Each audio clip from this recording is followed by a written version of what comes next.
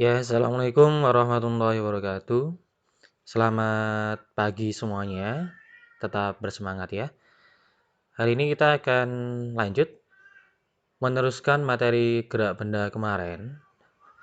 Nah, sekarang Pak Ulum akan menjelaskan bagaimana cara penggunaan rumusan dari perpindahan, ya, jarak, kecepatan, dan percepatan. Oke. Untuk perpindahan sendiri kemarin sudah kita bahas ya, yaitu perubahan kedudukan benda dalam selang waktu tertentu. Jadi kalau kita ambil kesimpulan kemarin, kalau perpindahan ini dihitung dari titik awal sampai titik akhir ya. Nah, untuk jarak sendiri itu adalah panjang lintasan sesungguhnya yang ditempuh oleh benda. Jadi secara keseluruhan lintasan yang dilalui oleh benda yaitu masuk ke jarak. Kalau perpindahan dihitung dari titik awal sampai titik akhir, kalau jarak ini dihitung dari seluruh lintasan ya. Nah, ini ada contoh soal. Misalkan di sini ada seorang siswa berjalan ke timur sejauh 5 meter, lalu berbalik arah berjalan ke barat sejauh 3 meter. Nah, hitunglah jarak dan perpindahan siswa tersebut. Nah, perjalanan siswa ini bisa kita gambarkan seperti ini. Jadi misalkan posisi awalnya ya, kita tandai dengan tanda merah ini. Nah, dia berjalan ke arah timur sejauh 5 meter. Kemudian berbalik arah ke arah barat 3 meter. Nah, posisi akhirnya di sini. Nah, maka kalau kita ingin menghitung jarak, ya berarti kita langsung saja ya. Panjang lintasan mulai dari 5 meter, kemudian berbalik 3 meter, tinggal dijumlahkan. Sehingga jarak totalnya 8 meter. Nah, tapi untuk perpindahan, karena yang kita hitung hanya posisi awal sampai posisi akhir, maka yang kita wajib hitung hanya titik awal sampai titik akhir saja di sini. Nah, maka 5 meter ini harus kita kurangi dengan 3 meter, sehingga perpindahannya sebesar 2 meter dengan arah ke timur ya, karena memang posisi bendanya lebih condong ke arah timur untuk yang lebih besarnya ya. Oke, ada soal yang kedua. Nah, ini ada seorang pengendara sepeda motor bergerak ke timur sejauh 400 meter, kemudian belok ke utara sejauh 300 meter. Sama, yang dicari jarak dan perpindahan dari pengendara motor tersebut. Nah, kalau ini kasusnya beda ya. Kalau tadi berbalik arah, nah kalau ini ada kondisi yang berbelok ke utara. Jadi misalkan posisi awalnya di sini ya. Nih, dia ke timur 400 meter. Nah, sampai sini ya. Kemudian berbelok ke utara. Nah, sehingga membentuk sudut siku-siku ini ya. Membentuk sudut siku sejauh 300 meter ini ke utaranya. Sehingga posisi akhirnya ada di sini. Nah, dari gambaran lintasan ini, kita juga bisa mendapatkan hasil dari jarak dan perpindahannya. Nah, kalau untuk jarak, ya langsung seperti tadi, karena jarak itu total ya, seluruh lintasan yang dilewati, maka 400 meter ini tinggal kita jumlahkan dengan 300 meter. Nah, kita sudah dapat jarak totalnya 700 meter. Nah, sedangkan untuk perpindahan, kita bisa menggunakan rumusan Pythagoras ya. Kenapa kita pakai Pythagoras? Karena di sini lintasan ya atau sirkuit yang dilalui oleh sepeda motornya ini membentuk sudut siku-siku ya, seperti yang ada di gambar ini. Membentuk sudut siku-siku sehingga kita tarik garis putus-putus ya dari posisi awal sampai posisi akhir sehingga langsung ini membentuk segitiga siku-siku. Kalau ada segitiga siku-siku, kemudian kita ingin mencari ya sisi miring yang di sini, karena yang dihitung hanya posisi awal sampai posisi akhir, maka kita bisa menggunakan rumus Pythagoras, di mana rumus Pythagoras itu adalah akar dari 400 pangkat 2 ditambah 300 pangkat 2. Nah, sehingga 400 pangkat 2 nilainya 160.000. Nah, kalau 300 pangkat 2, 90.000. Kalau ini kita jumlahkan, maka hasilnya adalah 250.000. Nah, akar dari 250.000 itu adalah 500 meter. Nah, sehingga kita dapat hasil dari perpindahan 500 meter, hasil dari jarak tempuh totalnya yaitu 700 meter. Oke, kita analisa soal yang ketiga ini ya. Sama kayak tadi, seorang berjalan ke barat ya sejauh 5 meter, kemudian berbelok ke selatan sejauh 3 meter. Dan setelah itu anak tersebut melanjutkan perjalanan ke arah timur sejauh 9 meter. Hitunglah perpindahan anak tersebut. Nah, ini kalau tadi ada dua arah ya, di sini lebih rumit lagi karena pergerakan arahnya ada 3 kali. Oke, kita cek kita dapat posisi seperti apa. Nah, ini posisi awalnya ya, dia bergerak ke barat. Ini posisi awal ya, yang tanda merah ini posisi awal. Bergerak ke arah barat 5 meter. Kemudian ke selatan 3 meter. Kemudian berbelok arah lagi ke arah timur 9 meter. Sampai sini posisi akhirnya. Nah, sama halnya tadi kita mencari perpindahannya. Nah, karena perpindahan itu posisi awal sampai posisi akhir, ya, kita dapatkan garis merah ini untuk mendapatkan jarak perpindahannya. Maka, untuk menghitung perpindahan ini, kita bisa membuat garis pemotong di sini ya, karena untuk nilai yang di sini tidak digunakan, ya, karena yang membentuk sudut siku-siku hanya sampai sini saja, ya. Nah, maka kita dapat nilai ya untuk sisi sebelah yang tegak ini 3 meter ya, karena panjangnya sama dengan gerak ke selatan 3 meter. Kemudian di sini kita dapat 4 meter karena di sini 9 meter dan di atasnya 5 meter. Jadi tinggal dikurangi ya, 9 kurangi 5 jadi 4. Jadi 3 sama 4. Ini kita masukkan ke rumus Pythagoras tadi sehingga kita dapat nilai seperti ini. Akar dari 3 pangkat 2 ditambah 4 pangkat 2. 3 pangkat 2 ini kalau adik tahu ya, anak-anak tahu, ini nilainya 9. Nah, yang 4 pangkat 2 ini nilainya 16. Sehingga 9 tambah 16, 25. Akar dari 25 hasilnya adalah 5 meter ya. Oke, dari 3 soal yang sudah kita bahas ini ya, jadi intinya untuk perpindahan dan jarak sendiri memang memiliki rumusan yang berbeda dan konsepnya pun berbeda. Jadi jangan sampai lupa, kalau perpindahan kita hitung dari titik awal sampai titik akhir. Kalau jarak, menghitung seluruh lintasan yang dilalui oleh benda ya.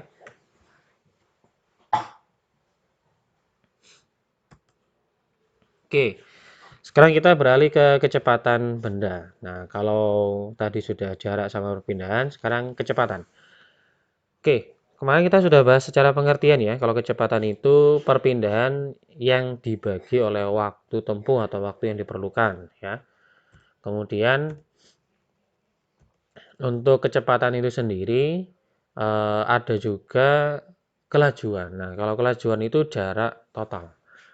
Kalau kecepatan pakai perpindahan, kalau kelajuan pakai jarak total.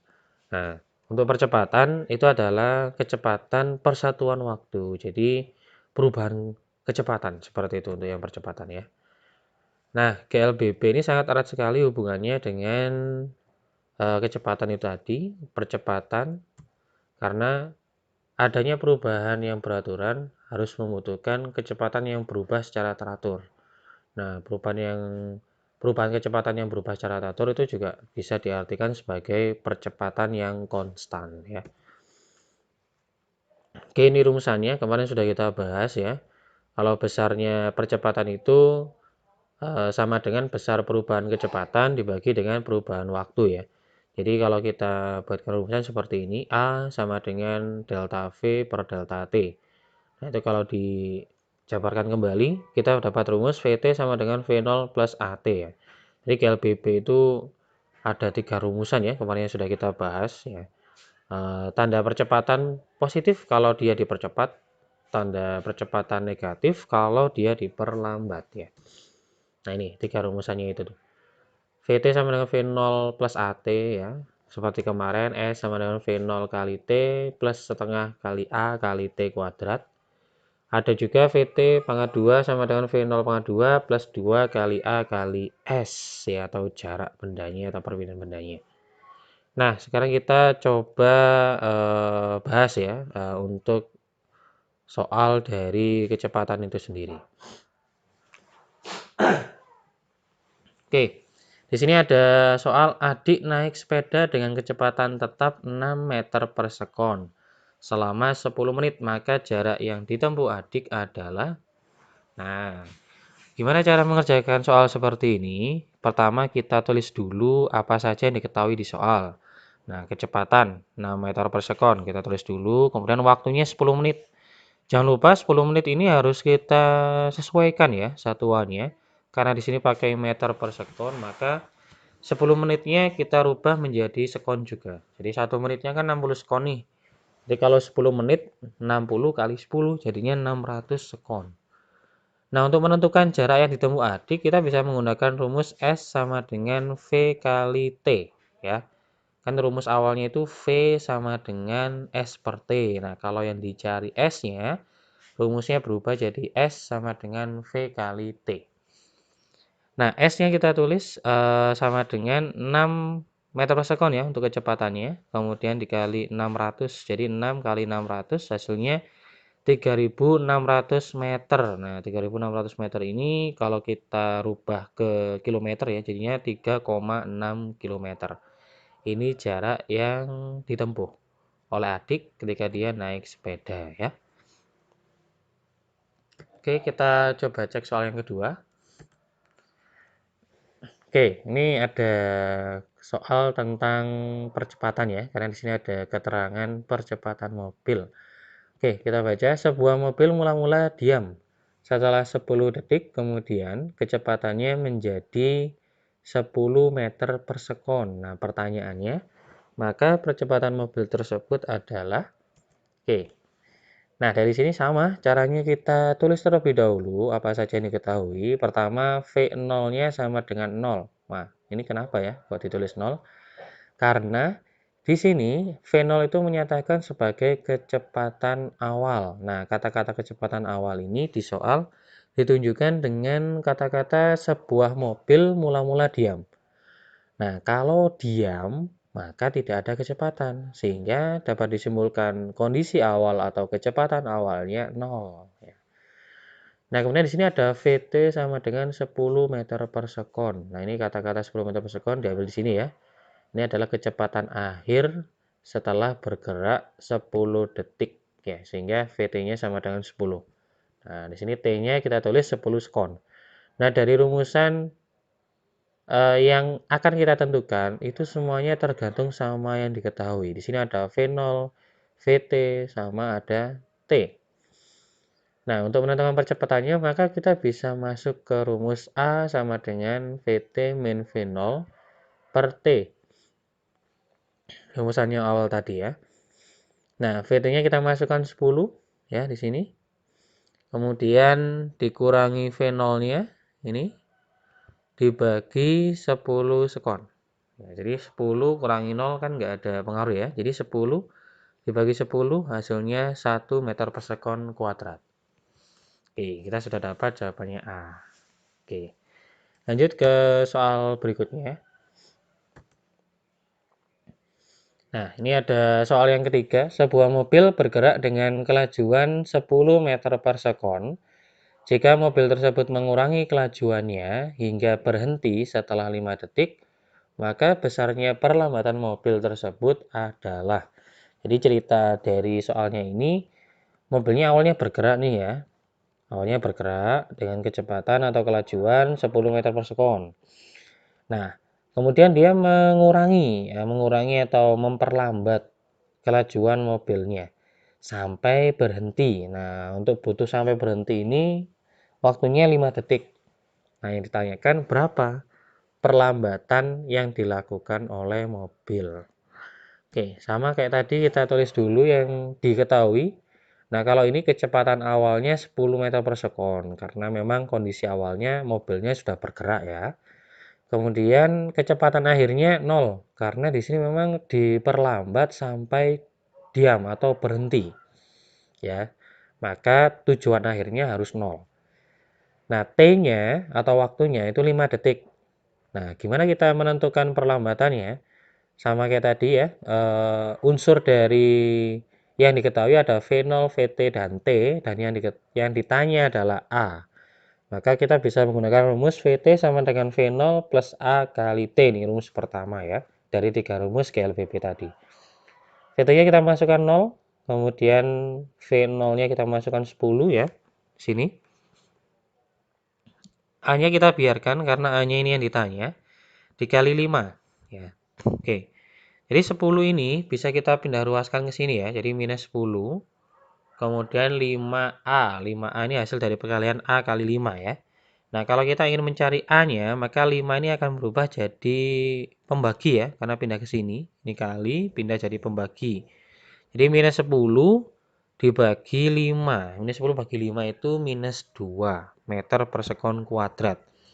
Nah, tanda negatif di sini mengartikan kalau mobil itu mengalami perlambatan, sehingga ada tanda negatif. Tapi kalau nilai yang asli untuk perlambatannya adalah 2 meter per sekon kuadrat ya.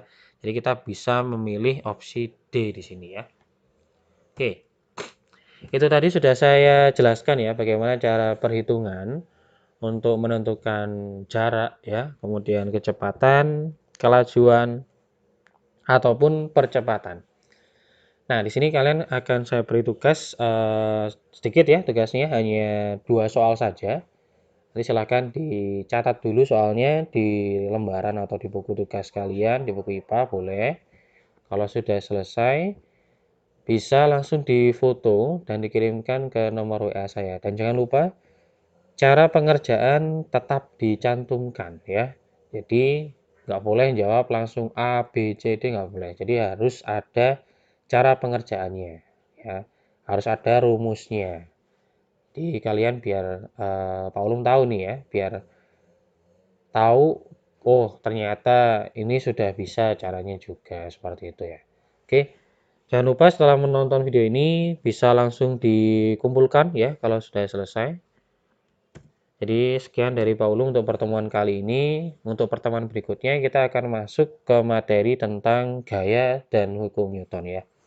Oke, sekian dari saya. Assalamualaikum warahmatullahi wabarakatuh.